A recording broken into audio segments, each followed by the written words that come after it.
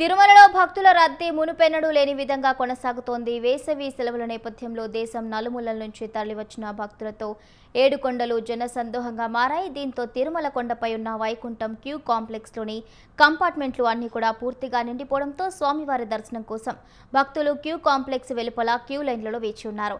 శ్రీవారి సర్వదర్శనానికి 12 గంటల సమయం పడుతున్నట్లు టీటీడీ అధికారులు ప్రకటించారు.